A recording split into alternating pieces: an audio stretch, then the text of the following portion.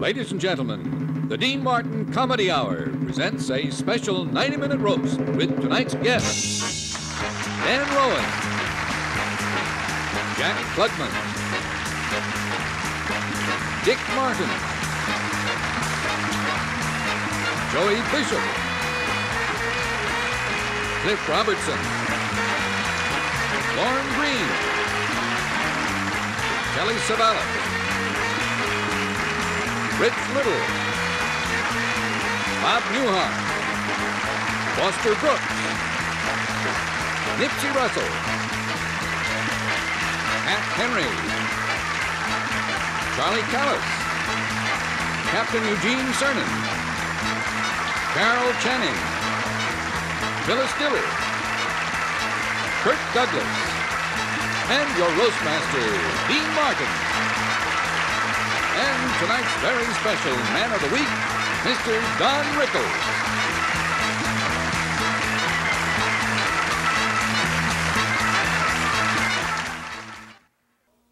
Tonight, we're roasting Don Rickles. Rickles is the man about whom Adolf Hitler once said, "From him I could learn." Don's idea of a fun evening is to show home movies of the attack on Pearl Harbor with a laugh track. Yeah, Don's got a great sense of humor. He gets his kicks calling in phony reprieves to the death house. Don Rickles has the distinction of being the only civilian that was ever impeached. Don inherited his sense of humor. His mother and father were great practical jokers. That's how Don was born. He was even a rotten kid. One Christmas, he hung his sock on the tree, and the tree died.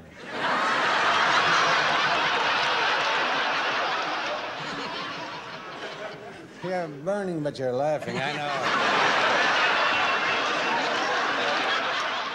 But that's all behind Don now. Today, he's a much bigger success than I am. After all, he's had 4 TV series, and I've only had 1.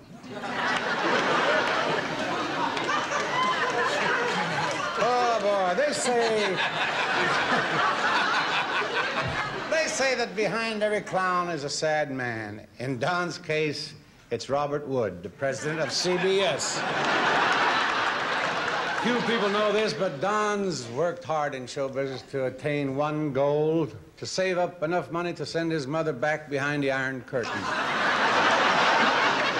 It's always a pleasure now, ladies and gentlemen. It's a great pleasure to introduce Mr. Joey Bishop. Joey was a little late getting here. He was in Johnny Carson's garage loosening Johnny's brakes. One of my favorite comedians, Mr. Joey Bishop.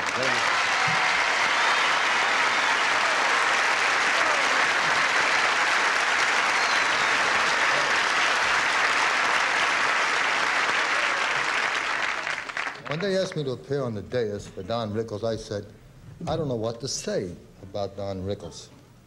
And they said, say whatever you want to say. Okay, Don Rickles is a bedwetter.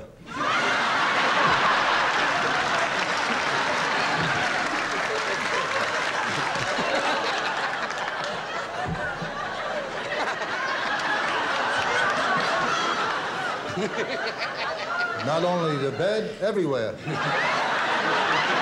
He's the only one on the dais with a rubber tuxedo. I really, in my heart, I must say, I cannot believe we're paying tribute to him.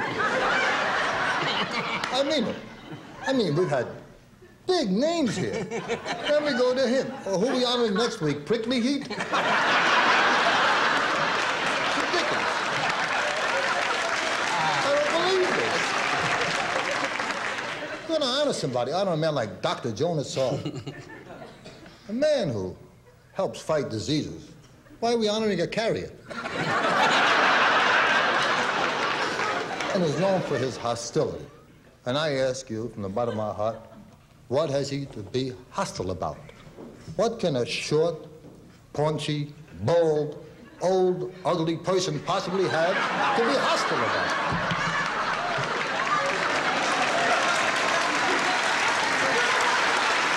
Happy-go-lucky, you devil.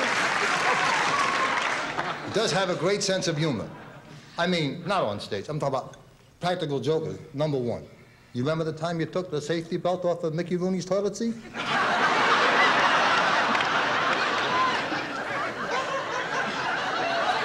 Remember that? Mickey almost drowned? Then I found out, and this was the shocker, because I know you don't gamble in Vegas. You don't go to the track. I found out you're a bingo addict. I called your wife, Barbara. I said, Barbara, what is Don really like? And she said, every night, bingo.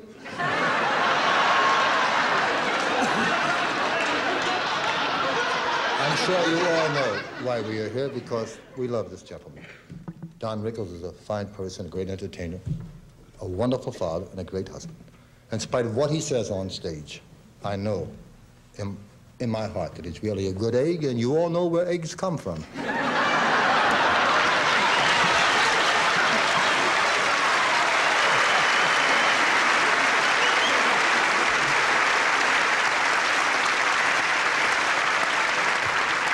Thank you, Joey.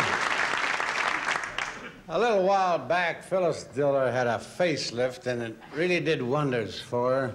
Now when she walks down the street, the guys look at her and say, oh, boy, that's because she looks like one. Ladies and gentlemen, a nice lady, a lovely lady, a great comedian, Miss Phyllis Diller.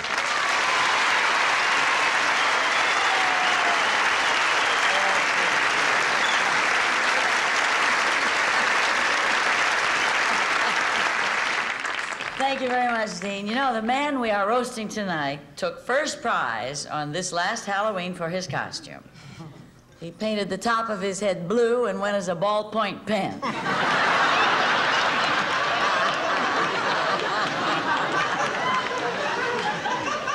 He's sort of unlucky, you know. He lost all his hair and still has dandruff. My friend Don Rickles has all the charm of an earthquake. And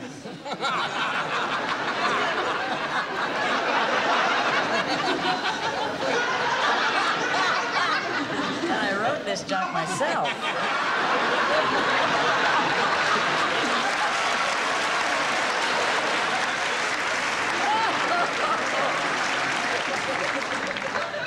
But he's kind to animals. Every night he puts his cat out with ether. They should never have pulled the pin out of the grenade in his mouth. Not getting any better. You know, if they're bad, there's no saving them.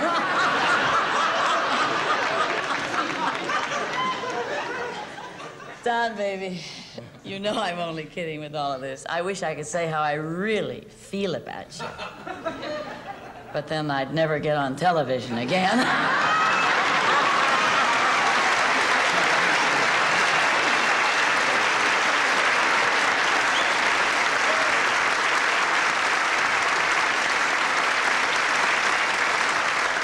Ladies and gentlemen, the most distinguished actor, the star of Grief, Griffin.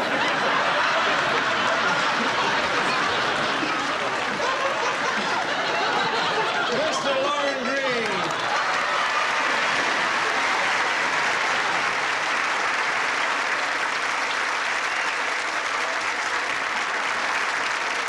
Don is a very big favorite of mine.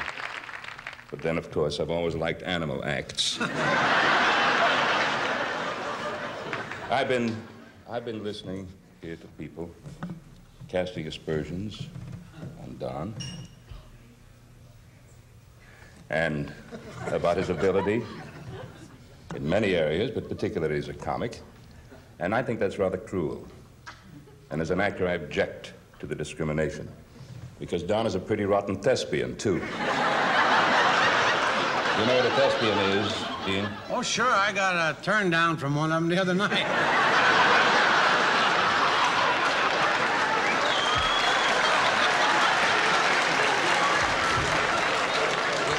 Right on. Well, let me say this about Don Rickles as an actor. He's had a very long theatrical career. You could list all his hit shows on a piece of confetti. And not many people know this. This is a fact, but Don was part of the Bonanza cast for all the 14 years we were on television. He was our fourth son. The one we kept in a home.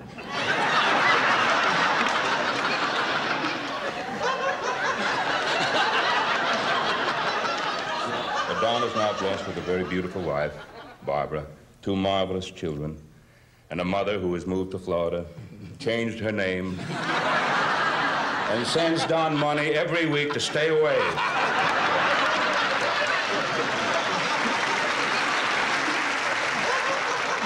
Don, there will always be a place for you in the theater, a place where you can do the thing which you are greatest at doing, and it's right up the aisle, second to the left.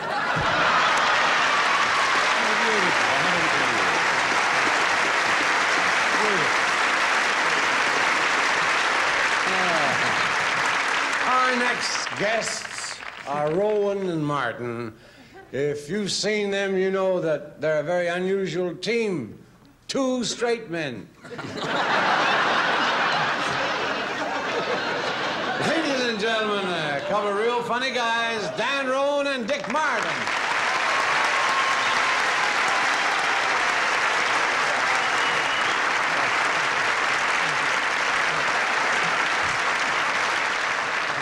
You're on Martin's spot. Well, Okay. this is it. We have not come to praise Don Rickles, nor have we come to bury him. No. He has managed to do that pretty well over the years himself. Now, we have always wondered why Don is so successful, and it can only be laid to his material. Great material. Right. So we have collected some of the greatest of Don Rickles' material, and every word you're going to hear is from Don Rickles' own mouth. These Verbatim. are direct quotes. Right. What did you say? Verbatim. Very good. Thank you. First of all, here's one here. It's just in case there's a colored guy on the dais. It says There here, happens to be one. Yeah. To you, Nipsey, sorry about the seating arrangement. At first, they wanted you out in the hall with a bucket. Here, I'll make you feel at home. All aboard!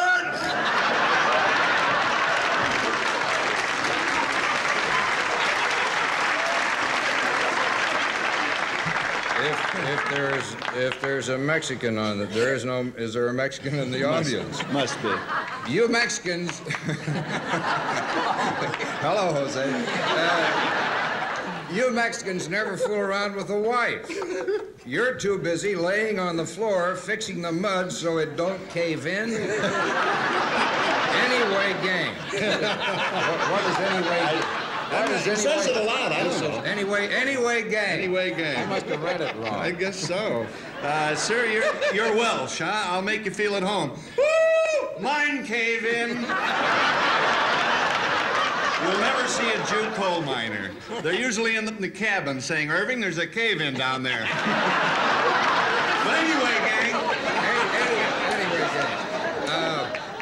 I spent a very thrilling evening with... These are... come back to haunt you, don't they?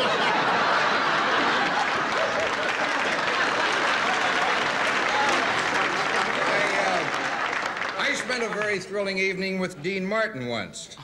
I watched a fly go up a drape. Anyway, gang.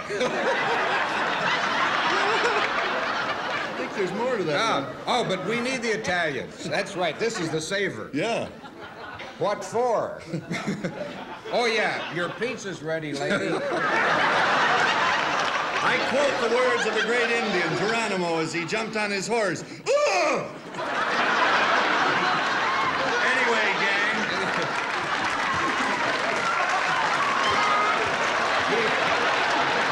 He does that a lot. He quotes it. Remember the words of Abraham Lincoln, who said to his black servant, "Stop that tap dancing and give me back my high hat." Anyway, gang. One of the greatest black men of our day, Rufus Johnson, said in Augusta, Georgia, "Run, baby, run!" And the Jew was right behind him saying, "Look, I'll sell you a bike."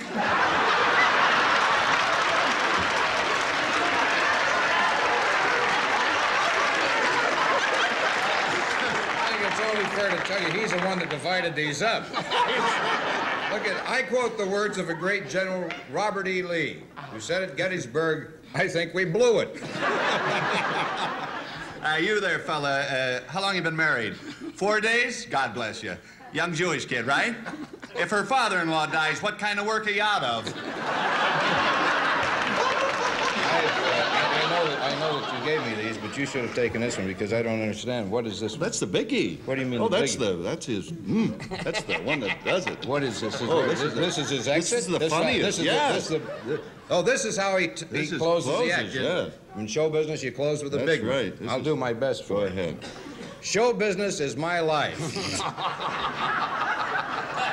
My humor, ladies and gentlemen, is directed in a way to laugh at ourselves. It's beautiful. If you accept it in that spirit, I am deeply grateful. If not, where's the hell's the punchline? Right here. Oh, we're getting to it. Yeah. If not, I wish you what you deserve, a glass of hot milk and a trip to Tijuana. That's it. That's the finish. Hey, Don. That's it.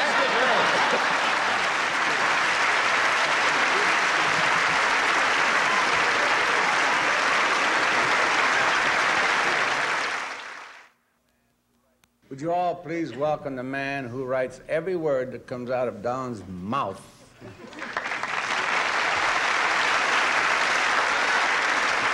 Thank you, Dino, baby. It is a real kick in the tuchus to be here tonight, honoring my buddy boys, that real sweetheart of a guy, Donald Rickles.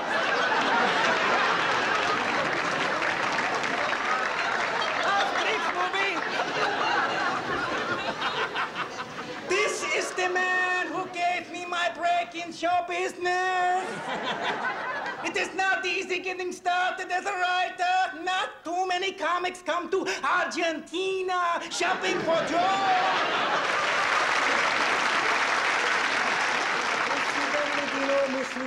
Regards.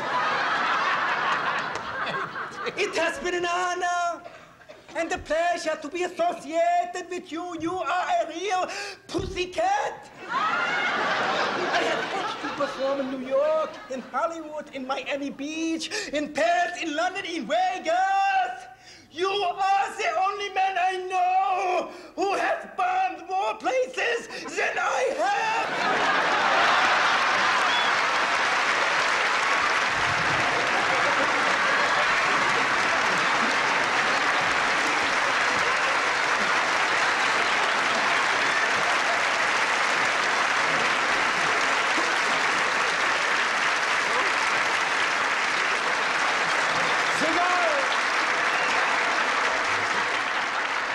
Fine actor, Mr. Casey Kassan, ladies and gentlemen.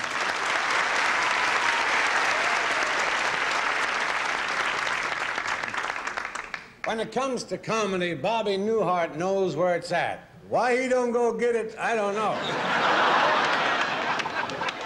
Ladies and gentlemen, the funniest psychiatrist I know, Mr. Bob Newhart.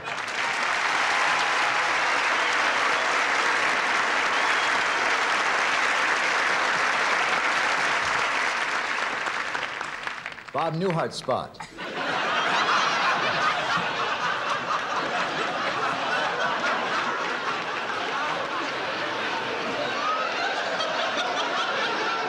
Don is my best friend, which just gives you some idea of the difficulty I have in making friends. As some of you may have already known, Don's hotel room was recently robbed. The only thing that was taken was the music to Don's act. So far, the Chicago police have picked up 33,000 people who might have had a possible motive.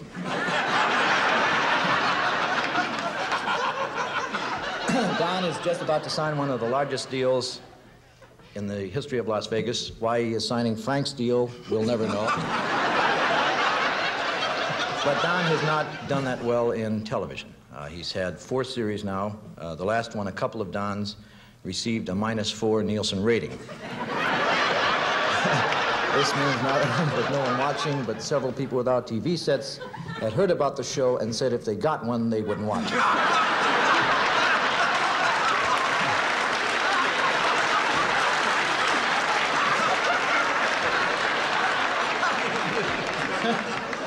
But that doesn't matter.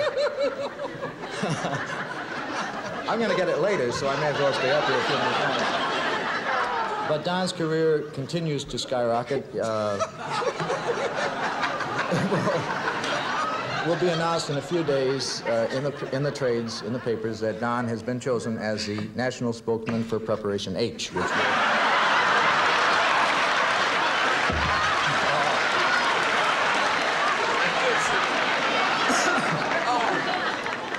we're all quite excited about.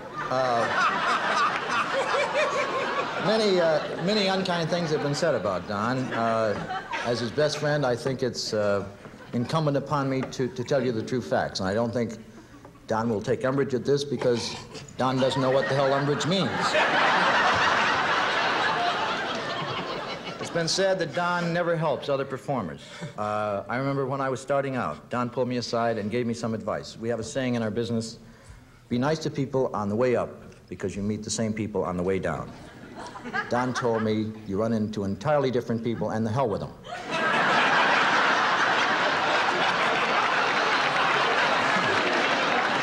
Many people say Don is not a good father, but Don is very proud of his daughter Mindy and his son Larry. I know this, I was in his house at the time. Larry came in, Larry wanted a turtle, and Don rushed out, because anything Larry wants, he immediately rushes to get as soon as the football game is over. And brought him back a turtle, and Larry gave it to him the next day and said, the turtle has blisters on his feet. And Don took it back to the pet shop.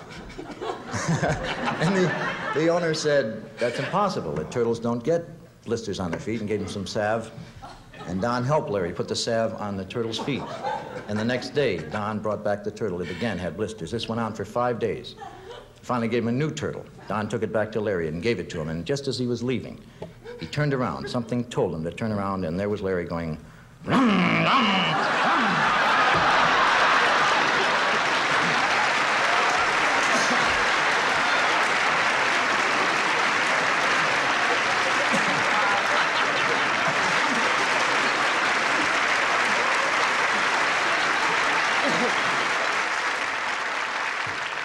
Diamonds may be a girl's best friend, but Carol is an audience's best friend. Ladies and gentlemen, here's the lovely and talented star of Lorelei, Miss Carol Channing.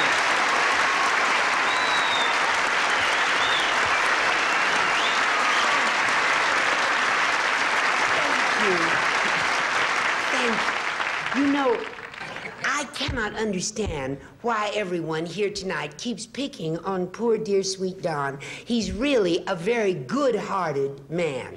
Truly he is. I remember once when I was appearing at the Waldorf Astoria in New York, and I used to sing a number called Don't Take Your Love From Me. Well, I was singing this song one night, and when I got to the part that goes, would you take the wings from birds so that they can't fly? Don was the only person in the audience who stood up and shouted, yes, yes. I love audience participation, don't you? Yeah. Oh, he's a dear. Yeah. So you see, I am here tonight as one of Don Rickles' friends. It's a minority group.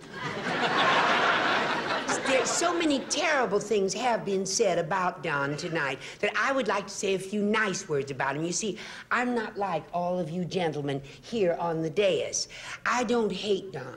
Really, I don't, because as our president said, you can't hate anybody you don't respect.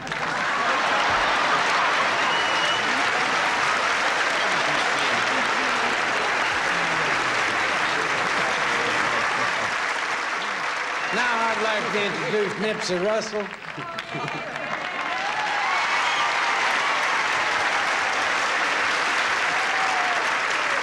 Nipsey is living proof that black is beautiful. Not funny, but beautiful. Here he is, my good pal, Mr. Nipsey.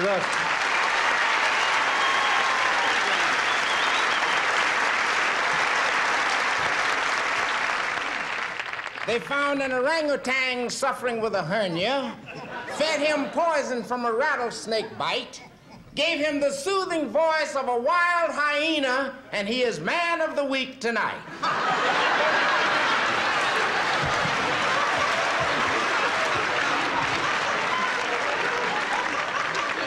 Don Rickles, who has the personality of a lemon taster, is not without compassion for his fellow performer. When Peg Leg Bates was seriously ill and down on his luck, Don Rickles gave him money. He said, I know it's tough on you, Peg. Here's a few dollars to help you out till you get back on your foot. He has suffered rejection, frustration. Only yesterday, in a moment of flirtatious, sexy attitude, he tried to pick up a woman on Hollywood and Vine. And he was chased away by the two Boy Scouts that were helping her across the street. She hit him with a crutch. It's because you're hostile, Don. Pattern after Dean Martin, a sex symbol and a superstar who upped his prestige in the business through charm and grace. He upped his prestige, Don. Up yours.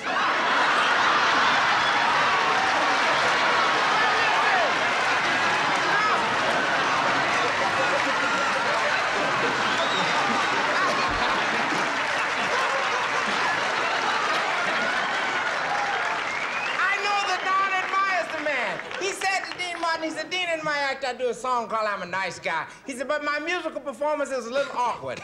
What should I do with my hands while I'm singing? Dean said, put them over your mouth. In his humor, he makes some ethnic slurs. Well, once when we were all in Florida, I saw Sammy Davis Jr. water skiing through the Everglades, enjoying himself immensely. At the wheel of that boat in the broiling hot sun, pulling Sammy Davis on the water skis, was Don Rickles. I had to shout my commendation. I said, Don, you're beautiful, working so hard to entertain your little friend. I said, you're personifying brotherhood. He said, I'm baiting alligators.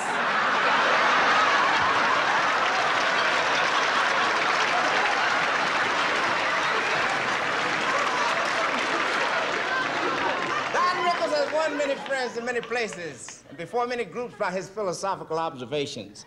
Before a physical fitness group, he said, if you want to look young, hang out with old people. At a Billy Graham revival, he said, if you want to be forgiven for your sins, the first thing you got to do is sin. At the Naval Academy, he said, don't give up the ship, sell it. To Marlon Brando, he said, forget about the Indians. If they're not happy the way we treat them, let them go back where they came from. I was going to write a song about you tonight, Don, but the notes on the piano don't go that low. So I say to you, blow the trumpet of brotherhood, beat the freedom drum, but don't sing along with my people or we shall not overcome.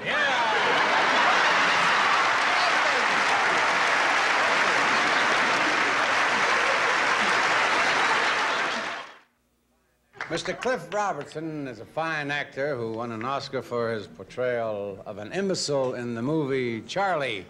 And after you hear him, you'll know why they picked him for that part. Ladies and gentlemen, one of the most versatile actors in Hollywood, Mr. Cliff Robertson.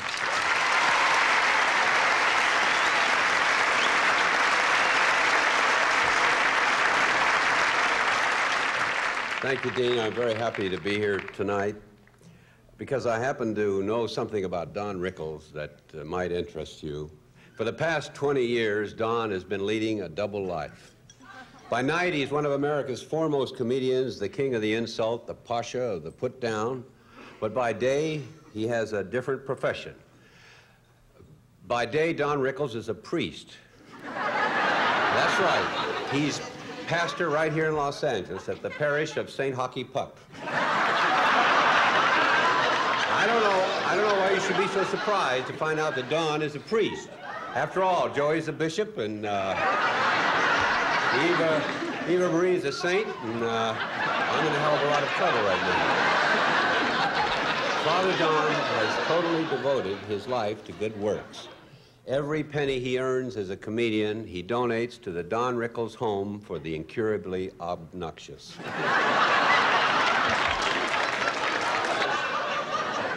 Some of his congregation have taken a while to get used to Don's style in his sermon. The church organist wasn't too flattered when Don asked him where his monkey was. And a little nun was a little startled once when Don told the man sitting next to her to please keep his penguin on a leash. Few people were taken aback at first by Don's version of the marriage ceremony. Do you, dum-dum, take this fish face to be your lawfully wedded yo-yo? But Don has been very successful as a priest. The members of his parish are very careful not to commit any sins whatsoever. That's because for a penance, Don makes them watch reruns of his old TV series.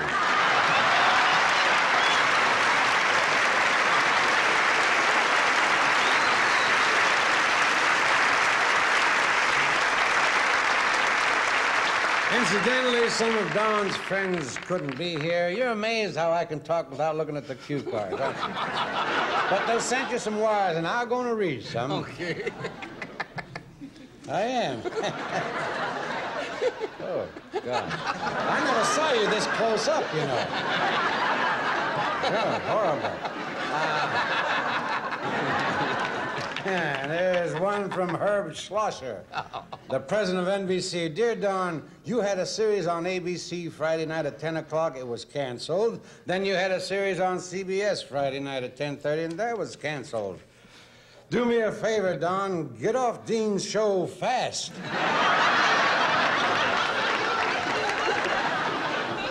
Our next guest is Jack Klugman. You all know Jack. He's half of The Odd Couple. Maybe next time we'll get the funny half. Ladies and the winner of 2 Emmy Awards, Mr. Jack Klugman.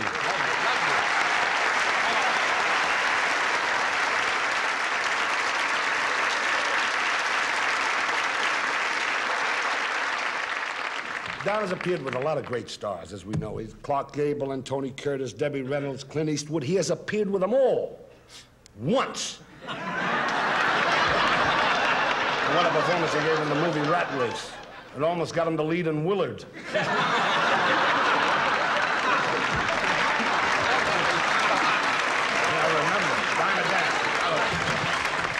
Then he made a very important film, Bikini Beach. Remember that? He played a sand dab in Heat. Then, in quick succession, he was really hot. He made The Man with the X-Ray Eyes and Enter Laughing and Kelly's Heroes.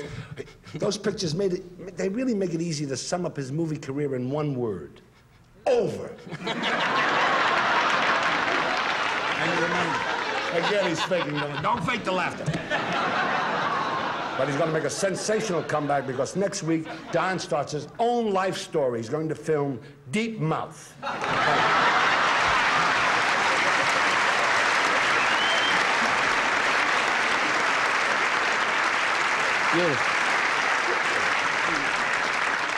Thank you, Jack. And now I'd like you to meet Pat Henry. Pat worked and traveled with Frank Sinatra for years, which is one of the reasons Frank went into retirement. Very funny comedian, Mr. Pat Henry.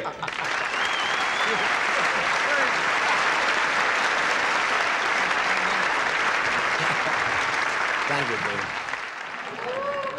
As you know, ladies and gentlemen, there's something about Don Rickles very few people know. First of all, Don was born an only twin. And to look at Don, you know he wasn't a very pretty baby. In fact, at birth, when the doctor held him up, he slapped him right in the face.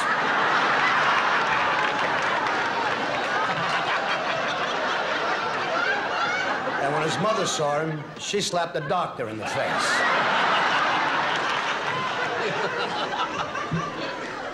As you know, Don was a bottle-fed baby. Even his mother didn't trust him up close. To get on the good side of all the kids at school, Don would tell him he had ESP. Unfortunately, he was trying to spell car.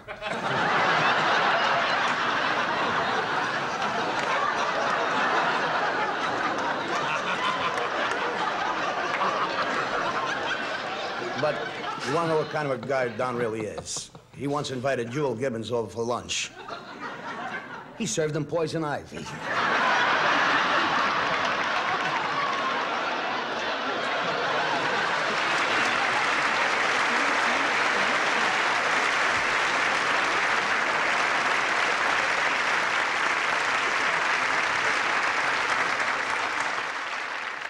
One of Don's closest friends couldn't be with us tonight because he's up in Canada filming on location, but he insisted on being a part of tonight's roast. So, ladies and gentlemen, direct from Montreal, here's one of Hollywood's foremost actors, Mr. Kirk Douglas. Thank you, Dean. I'm sorry to be up here in Montreal when you're roasting Rickles down there. That's always been my favorite dish, roast weasel. Maybe I shouldn't have said that. After all, weasels have feelings, too. But actually, I owe a great deal to my good friend Don. You see, when an actor prepares for a character, he gets ideas from observing real people all around him. And Don Rickles has always been a real character. Now, in many pictures, I patterned my characterizations after him. For example, I'm doing a picture up here in Montreal right now that's based a little bit on Don. It's called Mousy. Now, if it was really based on Don completely, it would have been called The Rat. I remember that in Spartacus, I played a gladiator who fought more than 300 men to death. That was based on Don. He can't get along with anybody either. Yeah, Don gave me the inspiration for the dual role of Dr. Jekyll and Mr. Hyde. You know anybody more two-faced than Don? He also gave me my characterization for the trumpet player in Young Man with a Horn, because he's another blowhard with a lot of lip. Now, in The Bad and the Beautiful, though, it was 50-50. I used myself for the beautiful and him for the bad. But in Champion, my prize fighter like Don didn't know when to quit. And finally, in my last picture, Scalawag, I played a peg-leg pirate who, like Don, doesn't have a leg to stand on, but he sure knows how to steal the money and run. Good luck, Don.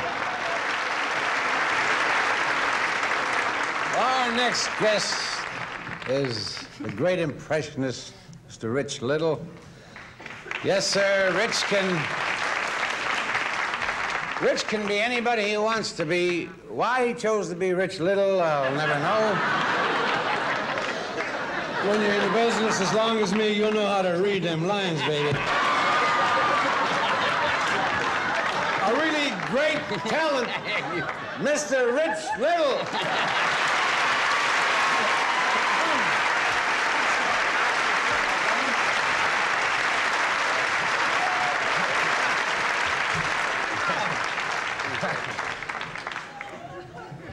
Thank you, Dean, for that strange introduction.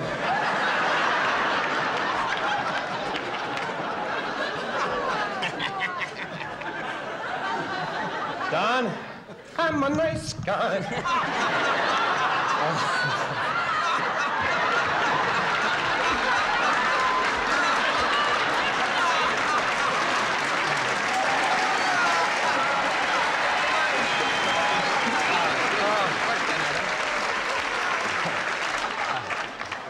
I'm so delighted that Carol Shannon could be here this evening instead of staying at home and watching Milt Chamberlain drop basketballs in her mouth.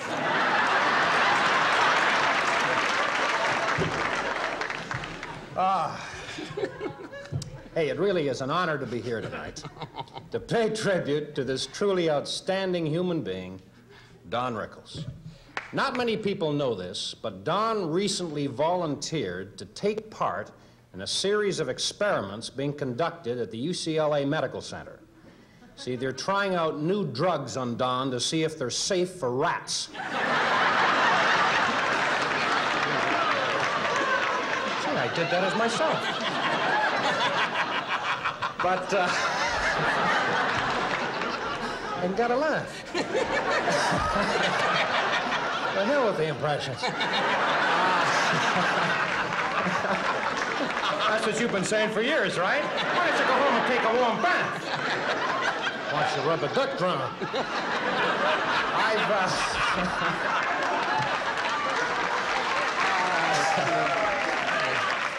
Hey, I've really been looking forward to this occasion. In fact, a few nights ago, I had a dream about Don Rickles. Just my luck. Actually, it was more a nightmare. I dreamt that all the world's major political leaders had gathered at the White House in Washington for a conference to bring peace to the world. And in my dream, Don Rickles was President of the United States. And he was greeting them all. Now, here are some of the things that President Rickles was saying in my dream. King Faisal of Saudi Arabia, so glad you could come. Hope you find a parking place for your camel. Anyway, then, may I say something, Your Highness? And I say this from the bottom of my heart. You gotta be the ugliest king I've ever seen in my life. Yeah.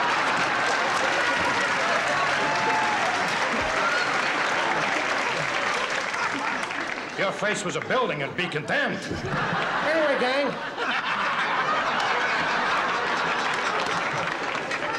Mopsy tongue. Oh, I love you. You're a wonderful little guy. You little taggy. I know you got a lot on your mind, but try and remember next time, no starch on the collar, huh? Fidel Castro, what are you doing here tonight, you hockey puck? What'd you do, get a note from the Russians saying you could take the night off? Incidentally, is that a beard or you sticking your head under your armpit?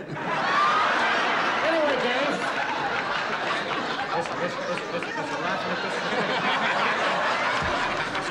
Is he coming towards me? Huh?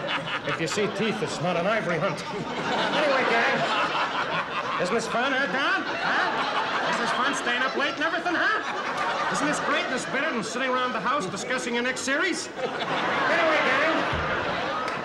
Hey, look who's here, all the way from the Soviet Union. Mr. and Mrs. Brezhnev. Don't tell me. Let me guess which one is which. Huh? Hey, Premier Tanaka of Japan. I saw. What are you looking so scared for, you hockey puck? John Wayne's not here tonight. Hey, the last time I was in Tokyo, I met your beautiful wife and your lovely kids.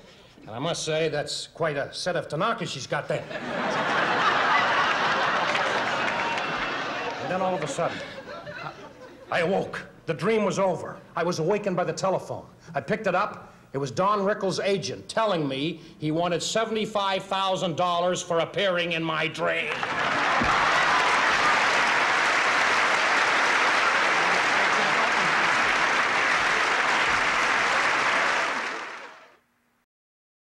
You know, because of Don's biting style of humor, some people have the idea that he has a cruel streak. Don't you believe it? And so, knowing what a fine person Don Rickles really is, it hurts me when I hear stories about him that I know to be false. And I would like to take this opportunity to deny some of these nasty rumors. In the first place, it's not true that when Don was a little boy, he used to hide his grandmother's bedpan in the freezer. Simply untrue. Nor is it true that he staples worms to the ground so that birds trying to pull them out will get hernias. It's not true that Don once said to Pope Paul, "Tell me, Your Holiness, how come a guy as successful as you never married?" And it is absolutely untrue that in Don's home there is a roll of sandpaper in the guest bathroom. All these stories are completely false. Don Rickles is the kindest, sweetest, nicest person you will ever meet. And I am the Queen of Romania. Well, our next speaker is one of Hollywood's outstanding actors, Telly Savalas, a man whose talent outshines his head. Ladies and gentlemen, the star of Kojak, Mr. Telly Savalas.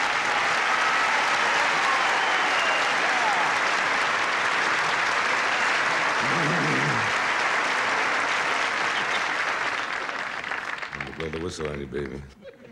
Thank you, Dave. You know, they say that hate and love are very close emotions. And Don Rickles here is proof of that because he's one of the few people I hate to love. And I can say that sincerely. Because for a long time now, Don has been one of my, or he claims to be one of my best friends. During our early days in New York, he used to babysit for me. He's much more mature, as you know. Don and I were inseparable. We had the kind of friendship that nothing could ever break up. It lasted until he moved across the street. But to this day, I know I can count on him. In any emergency, Don, he's always right there when he needs me.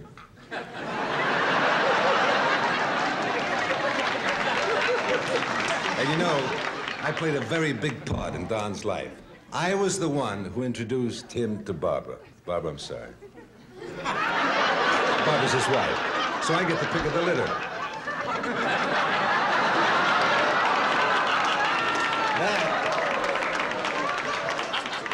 I also helped straighten her tooth before she married Don, but she wound up with this molar.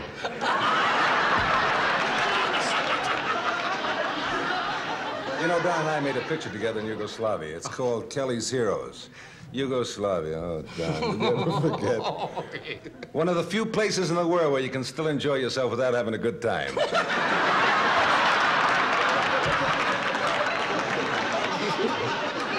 After the movie was completed, the whole gang chipped in, presented Don with a gift certificate for 25 electric shock treatments.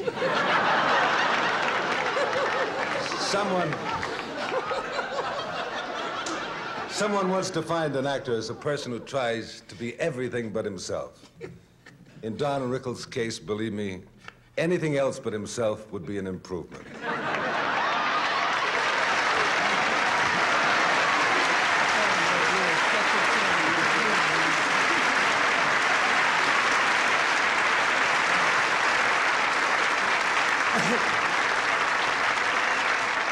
An affair like this would not be complete without our next guest. He's famous for his after-dinner speeches. He's one of the legends of show business, and he certainly needs no introduction, so... You But here he is, a wonderful man.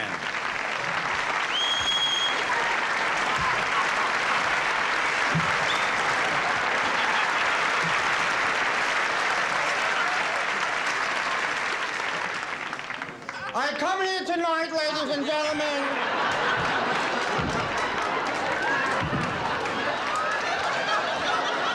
on this sad and solemn occasion to salute our dearly departed friend, Don Rickles. Words alone cannot convey the grief that I feel in my heart for this wonderful man who was taken away from us all too soon.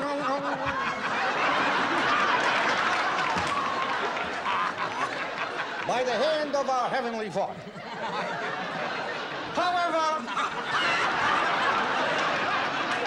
we can all take solace knowing that Don has gone and entered that big stage door in disguise. To join the other greats from the halcyon days of show business. Such luminaries as George M. Cohan, Al Jolson, and Ricardo Cortez.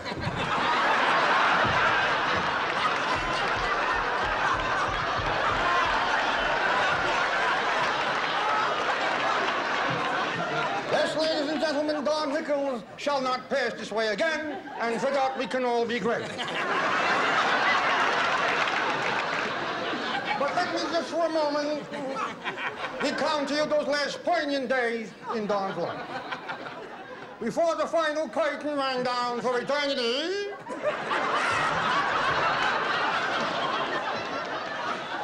His lovely wife, Barbara, came to his deathbed with her new fiancé, George Burnham.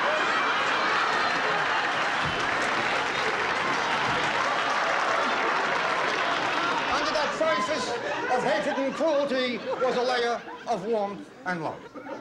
And under that layer, ladies and gentlemen, was another layer of even more hatred and cruelty. There's much more I can say, but I have to leave. I'm doing a Morris Griffin. And now it is the request of the family that we all get into our limousines and drive out to Don's final resting place, the Forest Lawn Animal Cemetery.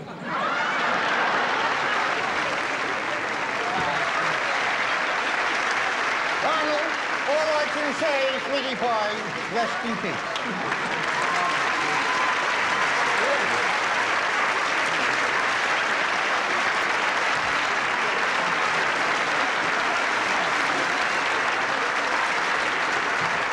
That's Mr. Tony Callis, ladies and gentlemen.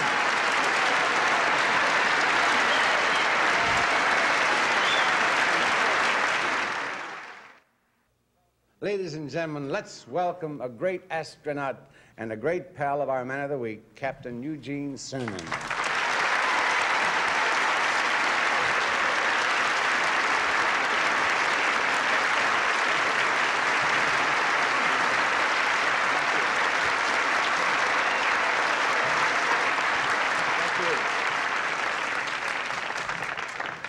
Thank you. Thank you very much, Dean. I very sincerely want to say I'm very proud to be called a friend of Don's, and it's certainly a privilege to share with you this evening this honor. I guess you'd call it an honor that you're bestowing upon Don, because from what I've heard, you deserve it all.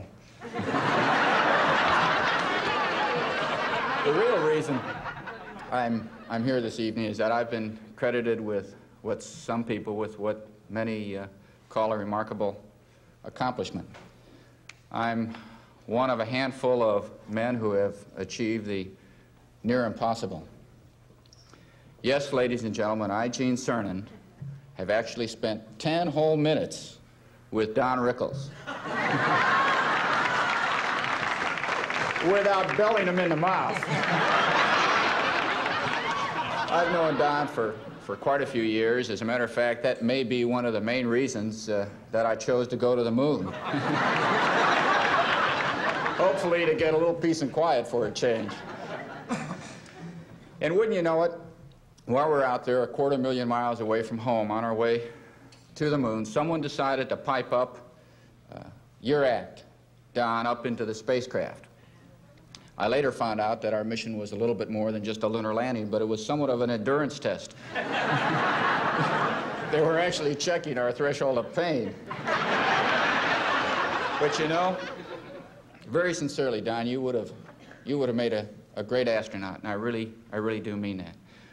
If we decided to send Don Rickles to the moon, I know we'd all save a lot of money, because I'm sure the vote in America would be for a one-way trip.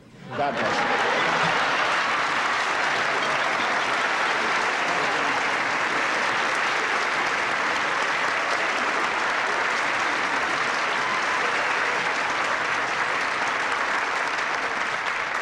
Our next speaker has never met Don Rickles. Boy, that's a lucky guy. But he asked especially if he could come here tonight just to pay tribute to him. Ladies and gentlemen, would you please welcome Mr. Foster Brooks.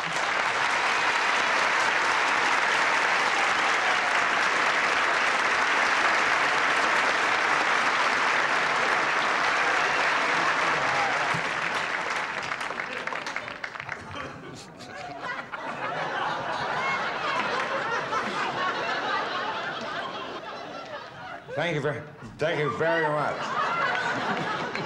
As the Puerto Rican gentleman just told you,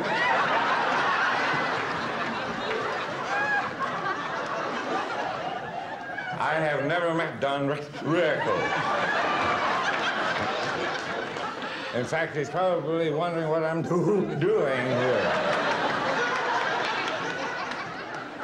He has never even seen. He has never seen me before.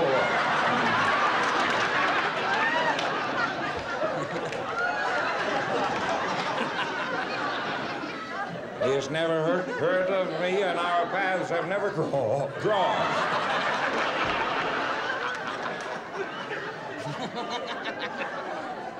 However, Mr. Rickles, you and I do have an indirect relationship. You see, I'm fooling around with your wife.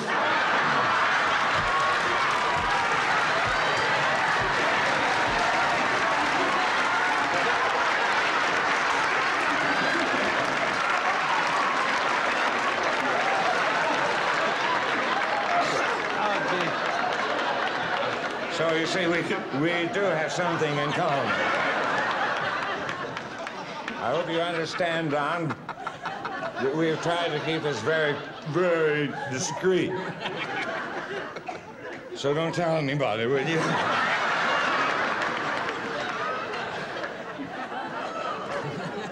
My wife would be furious if she found out about it. Don, I really must compliment you on your spouse, Mrs. Pickles. I say that because she's a real dilly.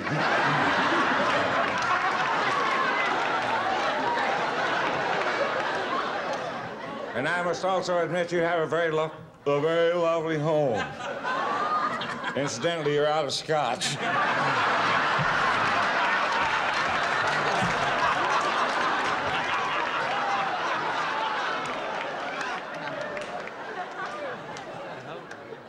And if you happen to think of it, pick up some pretzels.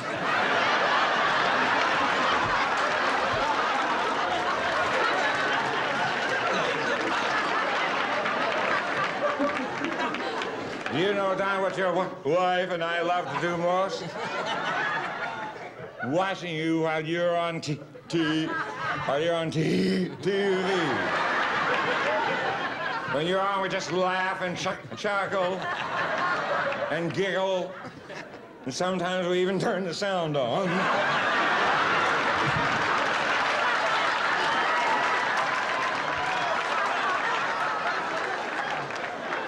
And we are always sad when you finish your act. That means you're on your way home, and I better cheese it. Which reminds me, you're out of Velveeta, too.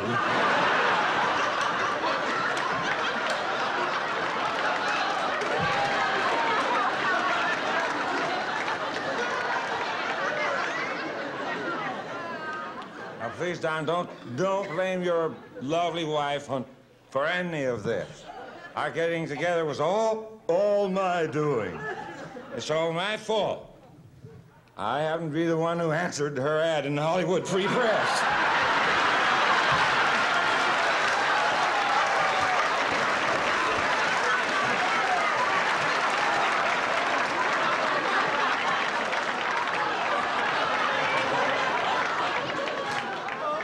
You know, your wife thinks very, very highly of you, Don.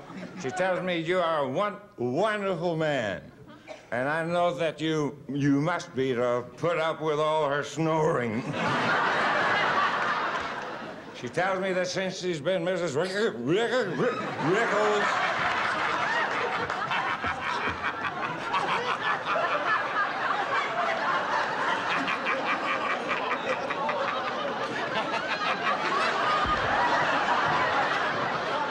she says every day with you is Thanksgiving. By golly, that's what she gets for marrying the turkey.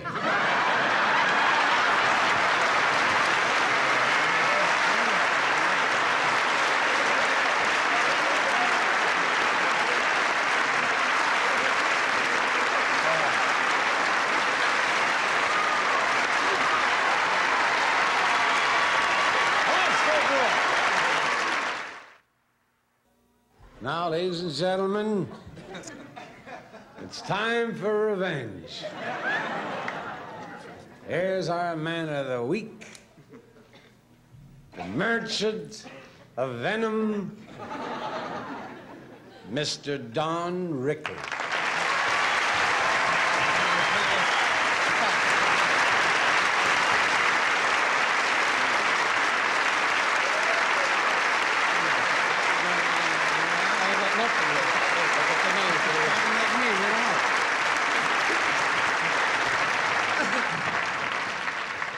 Mr. Chairman, honored guests,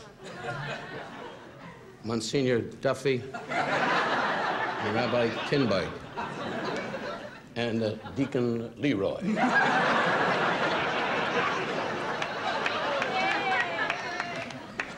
Some jerks in the back know Deacon Leroy.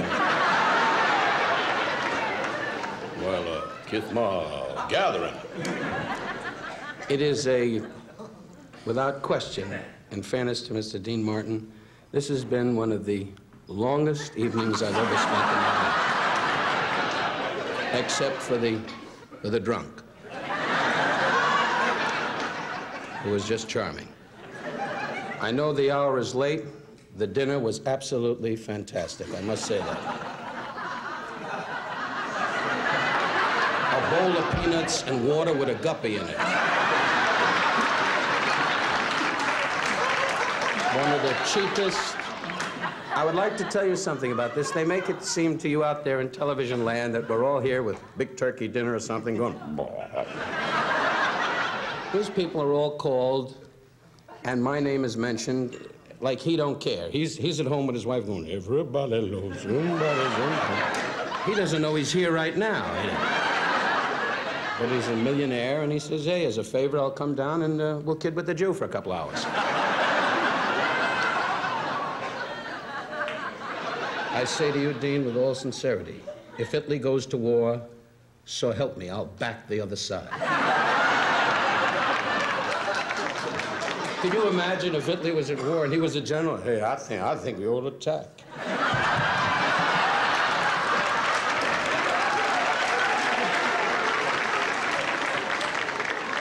But I'd like to clear up a matter right off the bat and tell you from the top. Tonight I'm very delighted because this is a long road.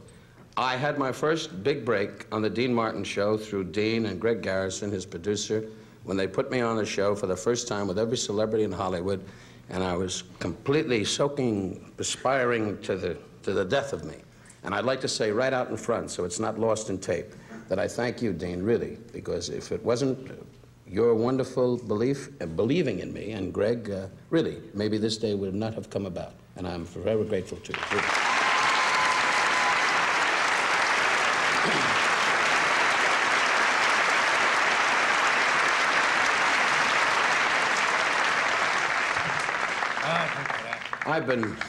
Dean said he'll drink to that. God bless you, Dean. His lovely wife sits by the bed every night saying, try to reach the medicine. Because when you go this time, a lot of women are going to collect.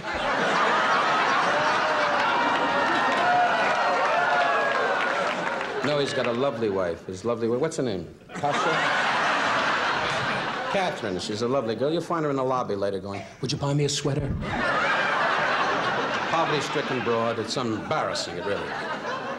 I'd like to say, going down the line, first of all, Nipsey Russell, a dear friend. Many, many times you've asked to hang out with me, but I felt it embarrassing. I, being a Jew, I don't need no watermelon truck around me, I'll tell you that right now. And don't put that over your head. A couple of guys from Georgia will come up here. But I love you, Nipsey. Black or white, it doesn't matter to me.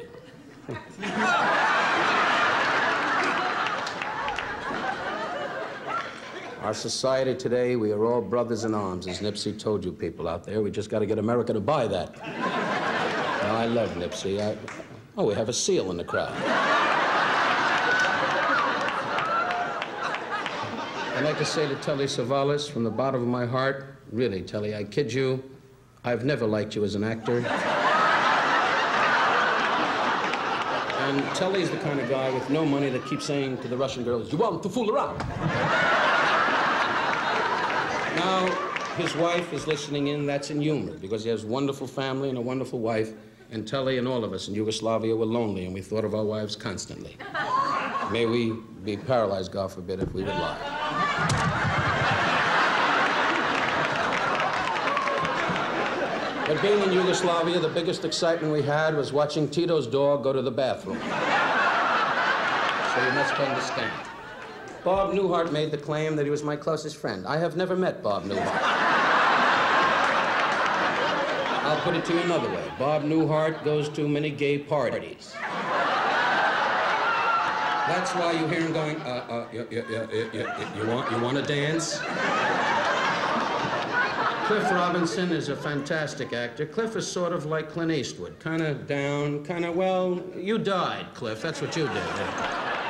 Cliff is the type of guy, you're in a raft and you're alone and you're a survivor, and Cliff Robinson is the guy with you, and you want the shark to bite you on the tushy so you have a little excitement. But you're a fantastic actor, Cliff. You've told me that many, many times. And I wish you and your career a lot of luck, really. You're marvelous. And thank you for coming. We've been so close. I met the guy once buying a paper. But thanks, Cliff, for coming by. I know how busy you are with your busy schedule, standing by the studio gate at Warner Brothers saying to the cop at the gate, won't anybody see me?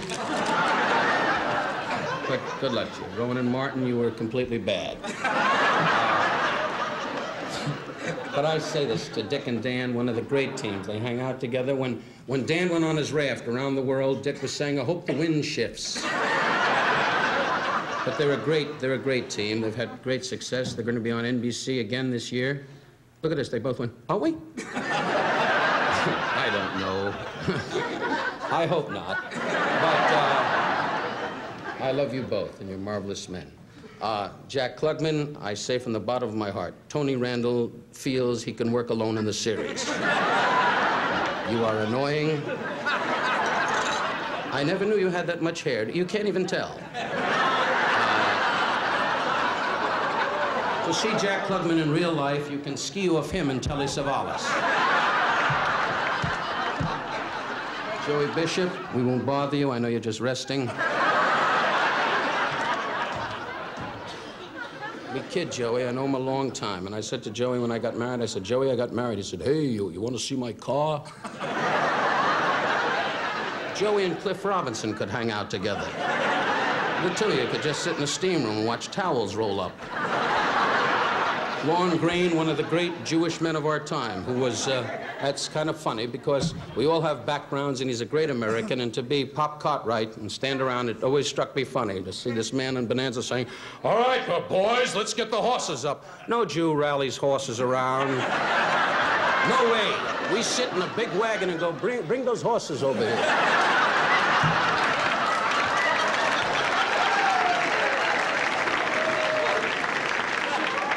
Rich Little, someday you gotta do you, and maybe your wife will leave you.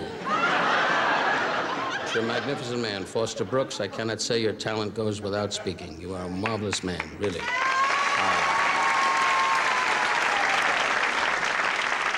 Pat Henry is my dear friend. He knows Frank Sinatra personally. In fact, they're that close. When Frank takes his car out, Pat runs in front of the car and checks for mines.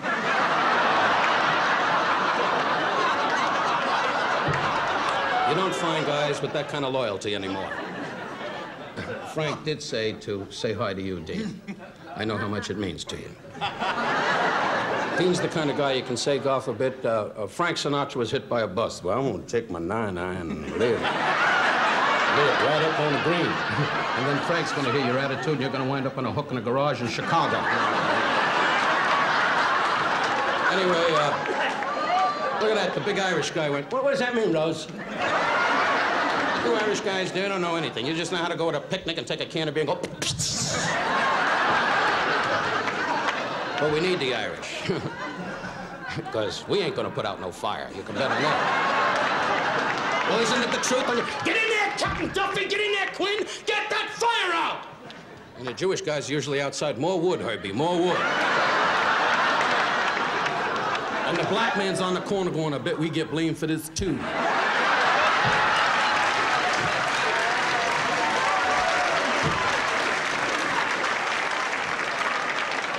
And the Polish kid's going, for what?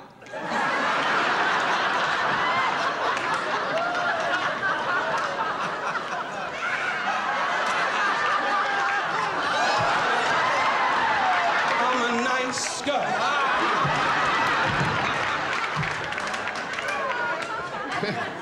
Son of a gun, when you fool with the wife, you must light a match and blow up. And last but not least, Captain Cernan, I was overjoyed that this man would be here tonight. I must say, I was at the launch when Apollo 17 went to the moon. Many of us forget great courage and great Americans at a time of need with our country today, and I do not preach politics or just try to do jokes, but in this man I take exception because he is a delightful, wonderful, great hero. And I must tell you, ladies and gentlemen, to see that rocket take off from the launch pad and to be with his family and his dear ones, and to watch this great, wonderful human being call me the night before and say, hey, Don, we're going to go to the moon. Listen, why don't you go over to the Tiki Club or what have you with the wife and have a couple of drinks and boom, boom. It was so casual and so beautiful that I just stood in awe and I was mesmerized by this great hero. I say to all of you Americans, and not to embarrass you, Gene, I thank you for being here tonight.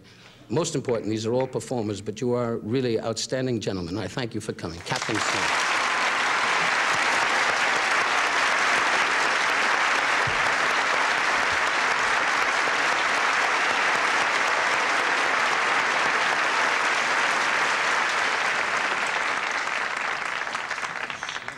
I want to, Dean just said, I'll go to the moon tonight.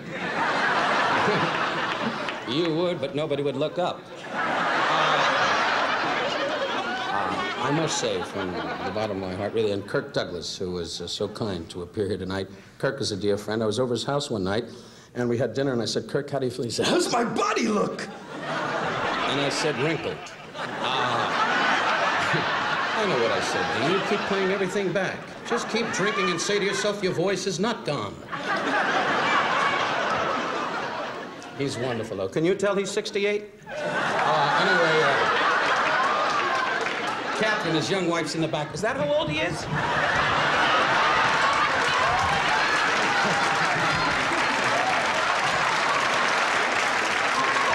And you remember the joke? Tomorrow he dies. Anyway. I must say, on behalf of my dear wife that Foster Brooks made some comments about, she is a lovely lady. When we were married, I will never forget, on the wedding night, she looked at me and went, this is exciting.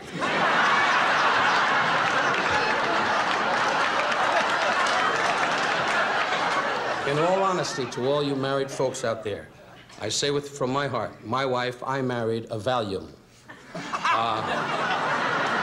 A Valium. The guy in the back, the Puerto Rican kid went, what the Valium? And the Mexican guy went, that's something you plant, you dumb son of a... Anyway, gang. And the Italian guy, here's your Valium. Anyway, by the way, Phyllis Diller, who I love, really, when she was born, she must have hit the hospital wall. That's why the hair is, you know. She'd come out, boom, the doctor went, oh, we missed Charlie. But I've seen many beautiful women in my lifetime. Phyllis, help her. Now, she's a lovely comedian and a dear friend, and her wonderful husband, Ward Donovan, couldn't be here tonight. His cape blew up. On the wedding night, he stood on top of the sink and went, Batman! Anyway, I can say anything I want. Dan Rowan's sitting here going, you can't say that. What am I going to do? What you and Dick did on your special? And here he is, Charlie and his monkey. Anyway, which wasn't bad, because that'll be picked up. Anyway, I'd like you to know that on behalf of my wife, Barbara, my dear mother in Florida, who I love dearly, and I spoke to her on the phone tonight. I said, Mom, I'm going to be on Dean Martin's show. And she said, send him my love. She used to know Gabby Hayes. Anyway, but on behalf of my manager, Joseph Scandori, one of the great Italians, really, he's not here tonight. His ice truck blew up. But on behalf of my manager, Mr. Scandori, my darling wife, Barbara, my mother, my two children, my mother-in-law, and my family, I have been blessed with one thing. My humor is aggressive, it is nonsense. The Newharts are dear friends, the Rowan and Martins, everybody on this day is tonight has made me feel a little bit important. Each day as an actor, when you take an approach with an image of being aggressive and strong, you must wake up every morning, as my father said.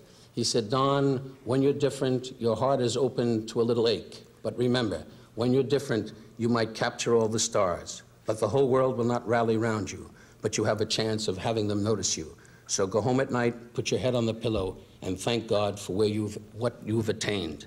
And maybe God will look down and say, hey, I am grateful to you, son, for doing something different. I like to think that I am different. I like to think that the public will understand me. If they do, I am grateful. To all of you, I wish you what I have, as I say in my performance when I appear. People around you who care.